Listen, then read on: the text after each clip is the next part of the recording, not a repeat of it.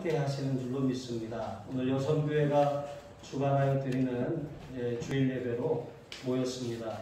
하나님께서 우리 여성교회 회원들을 통해서 교회가 웃음이 넘치고 또 따뜻하고 사랑, 어머니의 품처럼 이렇게 사랑이 가득한 교회로 그렇게 세워져 나가기를 바라고 주님의 이름으로 축복합니다. 자, 오늘 말씀은 그리스도와 더불어라고 하는 제목으로 이제 은혜를 나누기 원합니다. 바울은 우리 그리스도인이 예수님의 십자가의 죽으심과 부활을 통해서 우리가 예수님과 연합한 자가 되었다, 하나가 되었다라고 그렇게 말씀하고 있습니다. 이 개념을 마음속에 이렇게 염두에 두시고 말씀을 들으면 되겠습니다. 자, 첫 번째로 우리는 그리스도의 죽으심과 연합한 자가 되었습니다. 도대체 이게 무슨 말인가? 예수님이 2000년 전에 십자가에서 죽으셨는데 그 죽음이 나하고 어떻게 연관이 되고 그 죽음이 나와 무슨 상관이 있으며 그 죽음과 내 죽음이 나는 아직 죽지 않았는데 어떻게 연합하고 하나가 될 수 있다는 말인가? 이런 생각을 우리가 다 갖고 있는 것입니다. 여러분, 이것 이해를 돕기 위해서 하나 예화를 드리겠습니다. 청년 김익두라고 하는 사람이 있었어요. 아주 유명한 그런 깡패였습니다. 이 사람이 미국인 선교사 스왈렌 선교사님의 설교를 듣고 이제 회심을 했어요. 이제 회개하고 하나님께 돌아온 것이죠. 회심하기 전에는 아주 속된 말로 호랑말코였어요. 그러니까 많은 사람들을 괴롭히고 아주 특별히 황해도 안악산이라고 하는 그 지역 일대에서 아주 소문난 그런 깡패였던 것이죠. 그런데 이 사람이 예수님을 믿고 난 다음에 자신의 부고장을 돌린 거예요. 그 부고장에다가 김익두는 죽었다 하고 이렇게 싹 돌렸습니다. 그리고 김익두가 정말 사라졌어요. 그 악명 높은 김익두가 사라졌는데, 그런데 시간이 좀 지나고 갑자기 시장통에 이 사람이 나타난 거예요. 그런데 이번에는 전과 같지 않은 다른 모습으로 성경책을 옆구리에다 끼고 목사가 되어서 나타난 것입니다. 그래서 사람들은 이 김익두가 죽었는데 다시 살아났네? 정말 저 사람이 예수를 믿는구나, 예수쟁이가 되었구나, 정말 죽었는지 정말 변화되었는지 시험을 한번 해봐야겠다 하고 물을 한 바가지 갖다가 그 사람한테 확 던져버렸어요. 그랬더니 김익두가 그 물 바가지 물 세례를 받고서는 이제 그 사람을 바라보면서 이렇게 말하는 거예요. 너는 옛날 김익두가 죽었다는 것을 기뻐해라. 만약에 그 김익두가 살아있었다면 너는 요절났을 것이다. 이렇게 말했습니다. 여러분, 우리가 이 죽었다라고 하는 것이 무엇입니까? 예전에 저희 할머니가 입에 달고 사셨던 말씀이 있어요. 아유, 내가 죽어야 돼. 내가 죽어야 돼. 그래서 할머니, 그런 말씀 좀 하시지 마세요. 오래 건강하게 사셔야죠. 그런데 아니야, 내가 죽어야 돼. 내가 죽어야 돼. 이런 말씀을 참 많이 하셨어요. 그런데 우리가 실제로 저희 할머니는 죽어서 몸이 이 무덤에 내려가는 것을 말씀하셨지만 우리 예수 믿는 사람들은 날마다 죽는 사람들이에요. 날마다. 바울은 나는 날마다 죽노라 라고 이렇게 선언했던 것처럼 죽는다라고 하는 것은 우리 육신이 죽는다라고 하는 것이 아닙니다. 우리의 옛사람, 예수 믿기 이전에 아담의 본성, 그 부패한 본성이 예수님 십자가에 죽는다라고 하는 것입니다. 내 생각 같아서는 묵 하고 이렇게 한바탕 하고 싶지만 이제는 그렇게 살지 않는다는 거예요. 내 생각 같아서는 전에는 이런 죄악을 즐기면서 살았지만 더 이상 그것이 즐겁지 않는 거예요. 죽은 자는 말이 없는 것 아니겠습니까? 그래서 1절에 보면 바울은 우리가 오직 예수님의 공로로 의롭다함을 이렇게 받았다라고 하는 것, 그것은 죄에 대하여 죽었다는 것이라고 말하는 것입니다. 죄에 대하여 죽고 하나님께 대하여 살게 된 것입니다. 이처럼 그리스도인의 삶이라고 하는 것은 죽음으로부터 시작되는 거예요. 부고장을 돌리는 게 맞는 거예요. 옛날 누구 아니네. 그 성질이 어디 갔어? 다 죽었네. 여러분 이런 말처럼 예수 믿고 나서 내가 아는 그 사람이 아닌 거예요. 나를 알던 사람들이 이전에 알던 내가 아니라 달라진 나를 통해서 굉장히 놀라워하고 그것을 이상하게 생각하는 거예요. 그러면서 얼마나 가나 보자 이렇게 보는 것입니다. 그래서 슬슬 약을 올리기도 하고 또 이렇게 죄 가운데로 이렇게 자꾸 끌어들이려고 미혹하기도 하는 것이죠. 그런데 죽은 자는 말이 없습니다. 죽은 자는 죽은 척하는 게 아니라 이미 죽은 자는 더 이상 아무런 반응도 없고 말도 없는 것입니다. 그래서 우리가 죄에 대해서 죽었다라고 하는 것은 죄와 더불어 사는 삶을 끝냈다는 거예요. 나는 죄와 더불어 살지 않고 그것이 더 이상 즐겁지 않으며 이제는 그리스도와 더불어 살게 되었다라고 하는 것. 이게 바로 죽었다라고 하는 것의 의미인 것입니다. 우리는 전에는 내가 그냥 힘쓰고 애쓰고 그냥 아주 그렇게 악을 써가면서 살았습니다. 그런데 이제는 그렇게 살지 않고 하나님 은혜로 사는 거예요. 그리스도를 통해서 우리에게 공급해 주시는 그 은혜로 사는 것입니다. 여기에 신앙의 신비가 있어요. 참으로 놀랍습니다. 내가 안 해야지 그렇게 할 때는 내가 스스로 나를 제어할 수가 없었어요. 처음에는 내가 술을 마셨어요. 그런데 그 다음에는 그 술이 술을 불러요. 그리고 그 다음에는 술이 나를 불러요. 나중에는 내가 술의 노예가 되고 또 나를 끌고 다니는데 그 끌고 다니는 끝에 보니까 사망이라고 하는 것, 사망이라고 하는 쇠사슬로 나를 끌고 가는 마귀가 있는 거예요. 마귀는 우리를 도적질하고 죽이고 멸망시키는 것이죠. 중독이라고 하는 것이 그렇게 시작됩니다. 처음에는 내가 선택을 해요. 하지만 그 다음에는 죄가 죄를 부르고 죄가 나를 부르고 이제는 죄가 나를 올감해서 그렇게 완전히 나를 끌고 사망으로 가게 되는 것. 여러분 이것이 바로 사람의 그런 상태였다라고 하는 것입니다. 그런데 예수를 믿고 나니까 그렇게 죄로 인해서 미혹을 당하고 죄에 끌려다니고 어쩔 수 없었어. 누구나 다 이런 상황이면 이렇게 돼.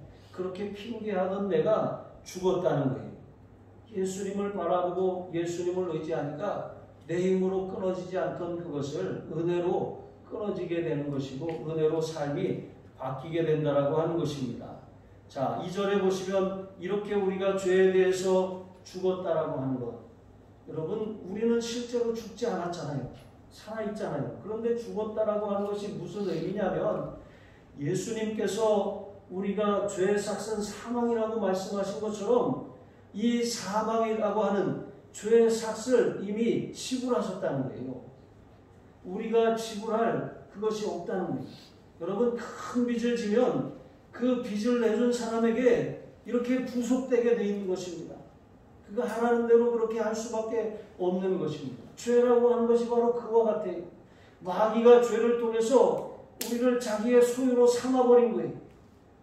처음에는 내가 한두 번 죄를 선택했는데 이제는 죄를 통해서 마귀가 나를 끌고 다니는 거예요. 그리고 결국에는 사망으로 끌고 간다는 거예요. 그런데 그 죄로 인해서 지불해야 될 사망이라고 하는 그 삭을 우리가 더 이상 지불하지 않아도 된다는 거예요. 그 삭을 예수님이 지불하셨다라고 하는 것이죠. 어떻게 예수님께서 십자가에서 우리를 대신해서 죽으신 것입니다. 예수님이 우리를 대신해서 형벌을 당하신 거예요.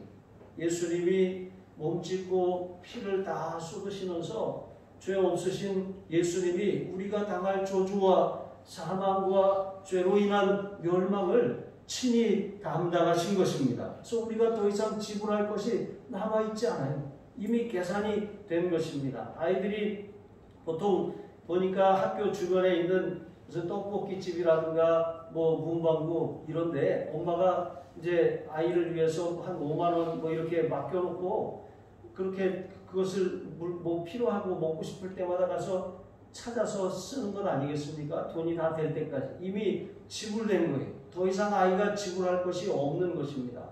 그런데 예수님이 십자가에서 단번에 영원한 속죄를 이루심으로 우리가 예수님 안에 있으면 우리가 지불할 것이 없다는 거예요. 이미 빚이 청산되었다라고 하는 것입니다. 그것이 바로 죄에 대한 빚이 청산되었다라고 하는 이것. 이것이 바로 우리가 죄에 대해서 죽었다라고 하는 그런 말이에요. 3절에 보시면 또 하파요라고 하는 말이 나와요. 하파요에다 동그라미를 한번 쳐보세요. 이 하파요라고 하는 말은 안으로, 속으로 이렇게 들어간다는 그 의미가 있는 것입니다. 우리가 세례를 받잖아요. 예수님을 주와 그리스도로 고백하면 교회에서 세례를 베풀어요. 그런데 세례를 물로 받는 것, 그것보다 더 중요한 게 성령 세례를 받는 것입니다. 물 세례를 받지 않아도 성령 세례를 받으면 구원받은 거예요. 물 세례는 구원받았다라고 하는 것을 교회 앞에 입증하고 공표하는 것이지 물 세례를 받는다고 구원받는 것이 아닙니다. 구원의 확신이 있는 사람들이 받는 것이 물 세례예요. 그러니까 정말 중요한 것은 성령 세례라고 하는 것이죠. 우리가 예수님을 주와 그리스도 구세주로 고백하면 성령께서 우리 안에 들어와 사세요. 성령께서 여러분 안에 들어가시는 거예요. 이렇게 하파요라고 하는 것은 세례를 통해서 우리 안에 예수님이 들어오셨다는 거예요. 예수님이 우리 안에 들어오셨다라고 하는 거예요. 예수님이 세례를 통해서 들어오셔서 우리와 예수님이 하나가 되었다라고 하는 것. 이것이 바로 하파요라고 하는 것의 의미인 것입니다.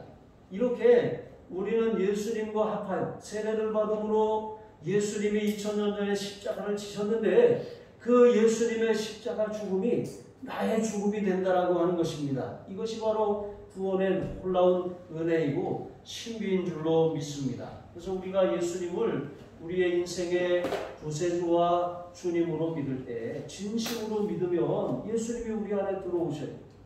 그 예수님이 우리의 죄에 대한 그 값을 지불하셨어요. 아담으로부터 물려받은 원죄라고 하는 것, 이것은 죄책, 죄에 대해서 사망이라고 하는 그런 이 심판에 이르게 하는 죄책과 또 죄에 기우는 그런 부패성이라고 하는 그런 부패한 우리의 본성이라고 하는 그런 경향이 있어요. 죄를 지으려고 하는 경향. 그런데 우리가 구원받았다라고 하는 것은 이 죄책을 예수님이 지불하심으로 말미암아 우리가 지불할 게 없다는 거예요. 그래서 성경은 우리가 예수님이 지불하신 그 값으로 인해서 영생을 얻었어요. 사망에서 생명으로 옮겨졌습니다.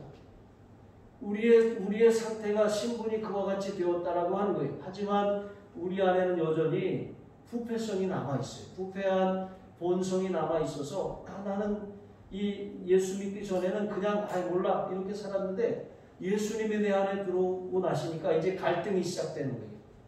내가 하나님의 뜻을 따라 살 것인지 아니면 부패한 아담의 본성을 따라 살 것인지 둘이 내 안에서 싸우는 거예요. 아담의 본성이 이기면 죄를 짓는 것이고 성령에 순종하면 우리가 우리의 본성을 따라 살지 않았기 때문에 우리가 이기는 것입니다.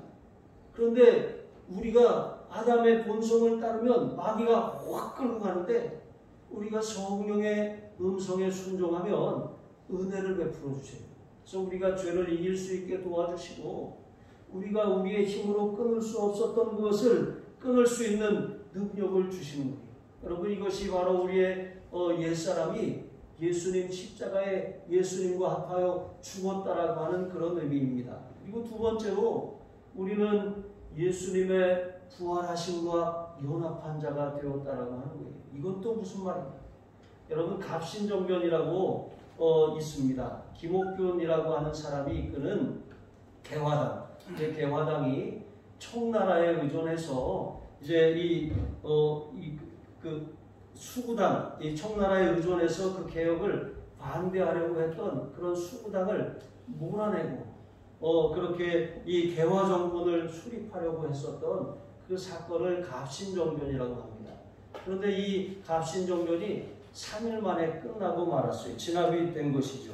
이 갑신정변이 일어날 당시에 조선의 정세가 굉장히 불안하고 혼란스러웠습니다. 국제사회는 조선이라고 하는 이 나라를 보면서 아무런 소망이 없는 땅, 아무런 기댈 것도 바라볼 것도 없는 그냥 무지하고 깊은 어두움에 갇혀 있는 땅, 이렇게 이 평가할 정도로 그런 깊은 어두움이 조선 땅 가운데 드리워져 있었습니다.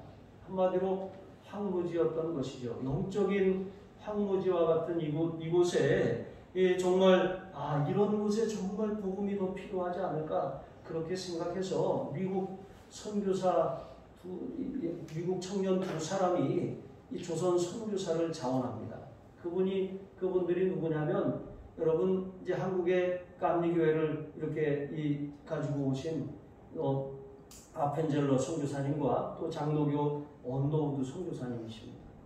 그런데 이 두 선교사님이 한국의 조선 땅에 들어와서 순교할 각오로 이렇게 선교사의 귀한 직임을 잘 감당했습니다. 근데 그때 들어온 때가 갑신정변이 일어나고 그 이듬해, 그 다음에 부활절이었어요. 4월 5일, 1885년 4월 5일이었던 것이죠.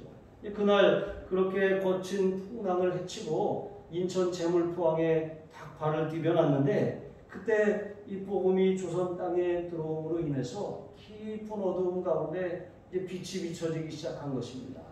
그래서 아펜젤러 선교사님이 미국 선교본부에다가 이제 자신이 첫 선교 보고서를 이렇게 보냈는데, 거기에 이렇게 보고서에 자기의 견해를 써서 적은 것이 이제 기록으로 남아 있습니다. 우리는 부활절에 이곳에 왔습니다. 그날 사망의 철장을 쳐부수고 부활하신 주님께서 조선의 어두움과 결박을 끊어주시고 하나님의 자녀로 빛의 자유의 세계로 인도해 주시기를 기도했습니다. 자, 이렇게 적어서 보고를 했습니다. 여러분, 하나님께서 그들의 헌신과 그들의 수고, 그들의 기도를 들으셔서 저와 여러분이 이 자리에 있게 하신 것입니다. 여러분, 이것이 복음의 능력이고 또 예수님이 십자가에서 부활하신 그 사건에 미치는 그런 놀라운 영향력이라고 할 수가 있습니다. 그래서 4절에 보시면, 죄의 통치를 받던 우리 옛사람이 그리스도와 함께 죽으면 우리는 죄와 이제 상관이 없는 사람이 되어버리는 거예요. 죄와 관계가 없어지는 것입니다. 이건 또 무슨 말이냐? 전에는 죄의 종노릇, 그러니까 처음에 내가 죄를 선택하고 그 다음에는 죄가 죄를 부르고 다음에는 죄가 나를 부르고 또 죄가 나를 끌고 다녔는데, 사망을 향해서 나를 끌고 갔는데, 이제는 그 영향력이, 그 죄가 끄는 세력이 나에 대해서 권한을 잃어버렸다라고 하는 거예요. 더 이상 나에게 어떤 요구할 것이 아무것도 남아있지 않게 되었다라고 하는 것입니다. 예수님이 자신의 피값으로 그 삭슬, 죄의 삭슬 지불하시고 우리를 사셨어요. 우리는 더 이상 죄의 종이 아닙니다. 죄의 종 노릇할 이유가 없고 죄의 종 노릇할 필요도 없게 된 것입니다. 우리는 자발적으로 예수님께 순종함으로 은혜 안에 살 수 있게 되었다라고 하는 것이죠.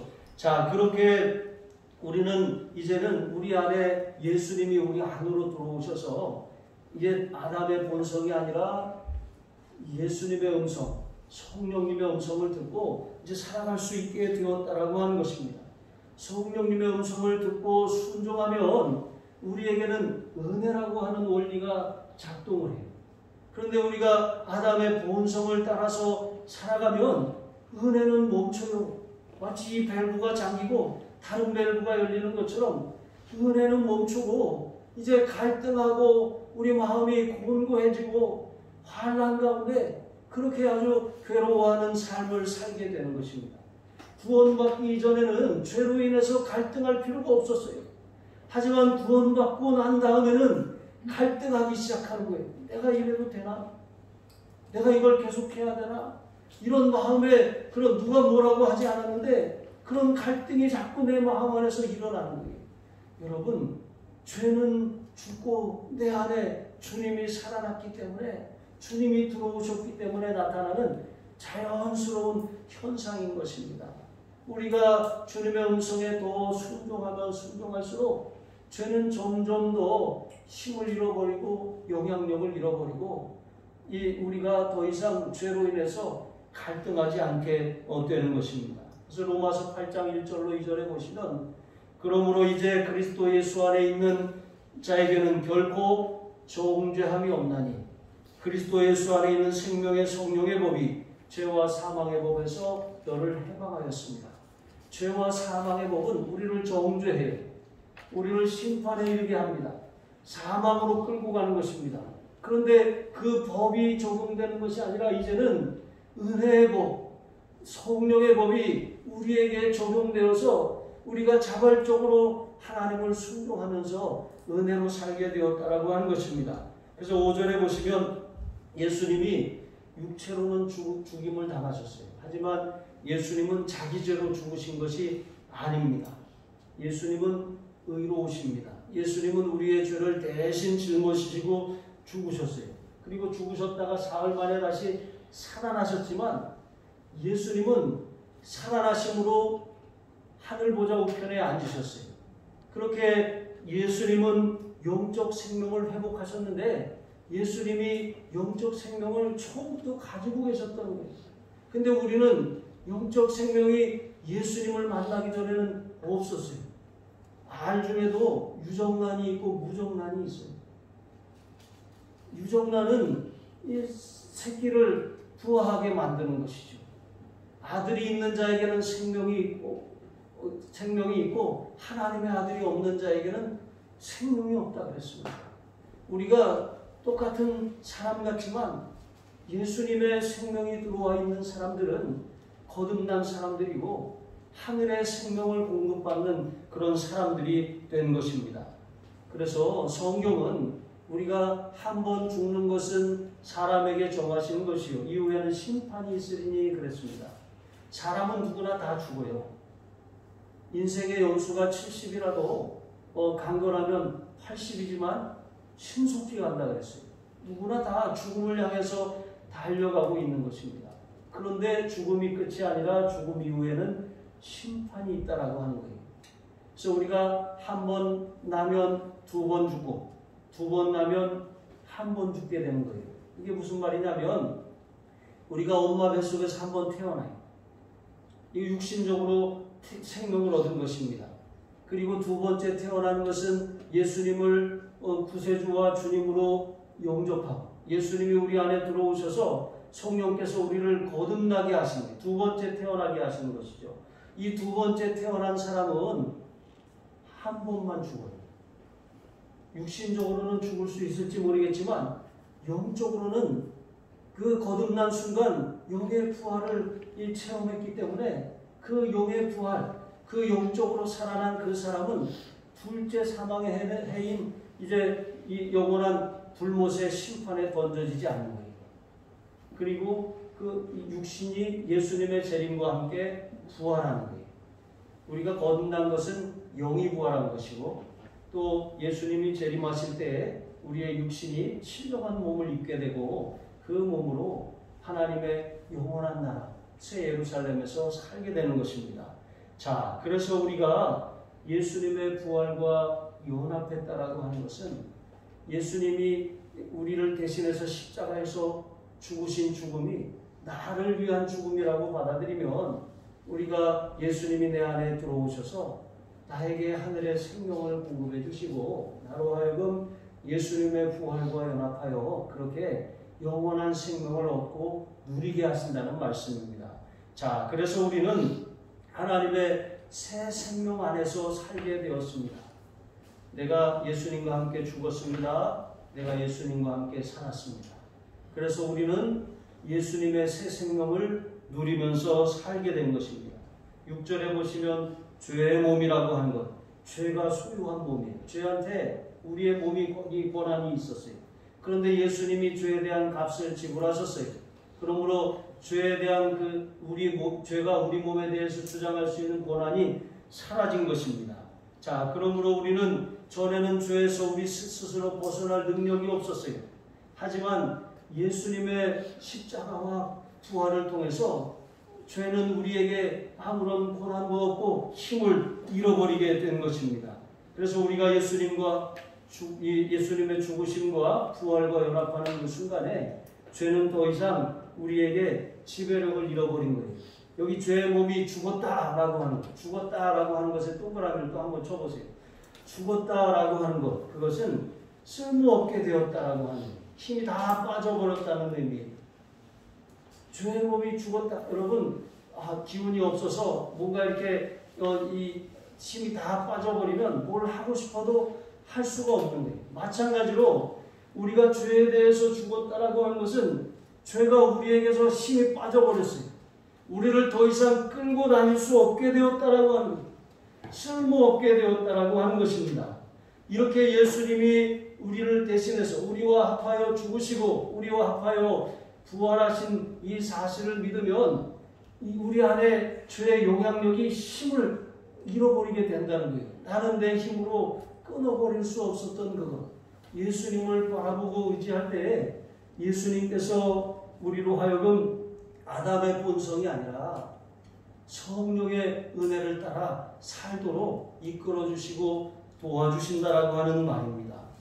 이 원래는 이 죄라고 하는 것, 이것은 반드시 형벌을 받지 않으면 그 죄에서 벗어날 수 없는 것입니다. 다른 방법이 없는 거예요. 죄에서 벗어나서 의롭다함을 얻을 수 있는 유일한 방법은 그 합당한 형벌을 받는 거예요. 합당한 형벌을 받고 또 그렇게 해서 더 이상 이 법정에서 이 사람에 대해서 이제 그 사람의 죄에 대한 값이 지불되었고 또 그 죄로 인해서 원한 당사자가 그 원한이 이제 풀어졌고 또 그가 끼친 손해가 보상이 되었으니까 이 사람은 이 죄에 대해서 이제는 자유하다 하고 법원에서 이렇게 선언을 하고 이 사람을 풀어주는 것입니다. 자, 그러니까 이제는 더 이상 이 사람을 같은 죄로 인해서 처벌할 수가 없게 된 거예요. 이미 다 지불되고 청산되었다라고 하는 것입니다. 자, 이렇게 우리는 이제 계속해서 내용이 반복되고 있는데 예수님의 죽으심과 함께 연합하고 예수님의 부활과 함께 연합함으로 우리 안에 들어오신 성령께서 우리로 하여금 이제 우리의 모든 그런 본성, 아담의 본성을 죽이시고 그리고 하나님의 성령을 따라 살게 하신다라고 하는 그런 놀라운 구원의 신비인 줄로 믿습니다. 그래서 9절과 10절에 보시면 이제 그리스도께서 죄의 삭신 사망을 이기셨기 때문에 죄는 더 이상 우리를 지배할 수가 없는 거예요. 예수님이 죽으심으로 죄의 권세가 깨뜨려졌습니다. 예수님이 부활하심으로 사망의 권세가 깨뜨려졌어요. 여러분, 우리가 예수님의 죽으심과 부활을 믿어야 할 이유가 바로 이것입니다. 예수님이 날 위해 죽으셨다라고 하는 사실을 우리가 믿음으로 고백할 때 죄가 영향력을 잃어버리는 거예요. 내가 예수님과 함께 살아났다. 하나님의 새 생명을 누리게 되었다라고 하는 사실을 고백하고 선포할 때 더 이상 사망, 죽음이 두렵지 않은 것입니다. 우리는 영원한 생명을 이미 소유하게 되었기 때문에 그런 것이죠. 그래서 11절 이제 마지막 절 우리 같이 한번 읽어보시겠습니다. 이와 같이 시작. 이와 같이 너희도 너희 자신을 죄에 대하여는 죽은 자요 그리스도 예수 안에서는 하나님께 대하여는 살아있는 자로 여길지어다. 아멘. 여기 여길지어다에다가 동그라미를 또 쳐보세요. 여길지어다. 여긴다라고 하는 것은 그런 줄로 알고 살라고 하는 거예요. 그냥 우리가 단지 그냥 이 믿는 척하며 살아라 그렇게 하는 말이 아닌 것입니다. 그냥 억지로 쥐어 짜내가지고 그렇게 살아라 하는 말도 아닙니다. 그것은 여기 여길지어다라고 하는 말의 의미는 깨달으라고 하는 거예요. 깨달으라라고 하는 것입니다. 여러분, 영적인 진리는 우리가 그냥 그래 이해했어, 받아들였어 이렇게 해서 우리의 삶에 작동하는 것이 아니라 깨달을 때 아하 그렇구나 아하 하고 깨닫는 순간 그 영적인 원리가 우리 안에서 작동하는 거예요. 여러분, 쇼생크 탈출이라고 하는 영화 혹시 보셨나요? 이 쇼생크 탈출은 저는 아주 특별한 은혜가 있어요. 영화를 보면 항상 2번 보고 3번 봐도 처음 보는 영화 같아요.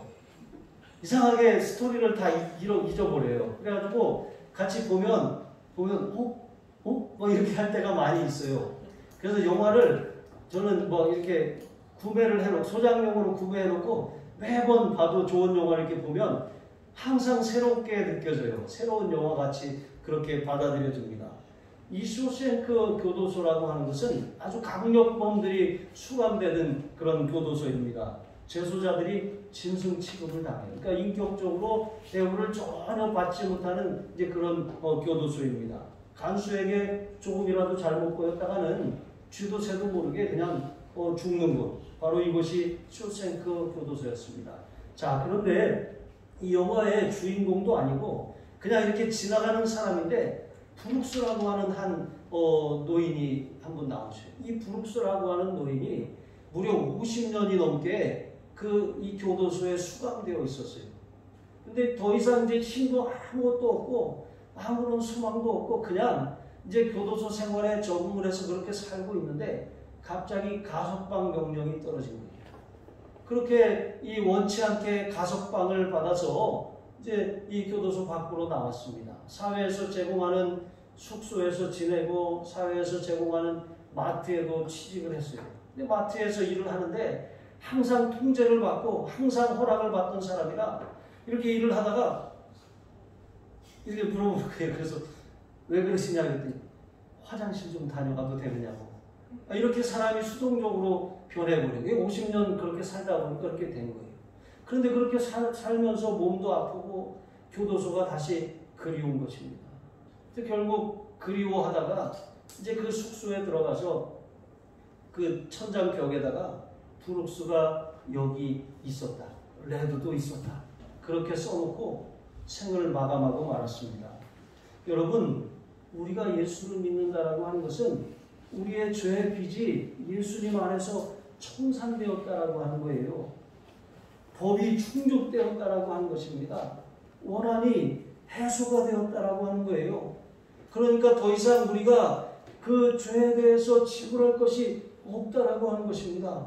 그런데 이것을 어떤 사람들은 오해해요. 그러면 예수 믿는 사람들은 무슨 죄를 지어도 다 된다는 얘기냐? 여러분, 그런 의미가 아니에요. 미량이라고 하는 영화에 나온 것처럼 그 유괴범이 나중에 나 회개했어요. 여러분, 회개라고 하는 것은 자기가 나 뭐 잘못한 것으로 인정한다고 해서 없어지는 것이 아닙니다. 회개라고 하는 것은 값을 지불하는 거예요. 그 합당한 처벌을 받고 합당한 보상을 하고 합당한 원한을 풀어주어야 하는 것입니다. 그래야지만 그 회개가 의미가 있는 것이죠. 그런데 예수님이 우리의 그런 죄의 삭스에 대한, 죄책에 대한 죽을 수밖에 없는, 심판에 이를 수밖에 없는 그런 죄책에 대한 그런 지불할 모든 그런 지불을 다 완전히 다 지불하셨다라고 하는 거예요. 그러면 우리가 살면서 짓는 죄는 뭐냐? 여러분, 그것은 우리의 선택이에요. 우리가 아담의 본성, 아담의 부패성을 따라 살 것인지 아니면 내 안에 들어와 사시는 그리스도께 순종해서 살 것인지 여러분, 이것은 우리의 선택입니다. 그런데 분명한 것은 이렇게 한번 구원받으면 천국에는 가요. 하나님과 한번 맺은 하나님과의 관계가 끊어지지 않는 것입니다. 하지만 구원받은 이후에 우리가 여전히 죄 가운데 살아가면 어떤 일이 벌어집니까?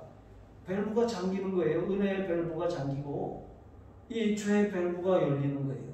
그래서 결국 우리의 삶에 환난과 곤고가 찾아오는 거예요. 롯처럼 겨우 목숨 하나 건지고 마는 거예요. 천국은 가지만 이 세상의 삶이 행복하지 않은 거예요.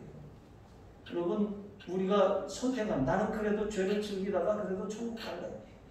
그런데 우리가 감당할 수 없습니다. 그 죄로 인한 고통과 참상은 겪어보지 않은 사람은 모르는 거예요.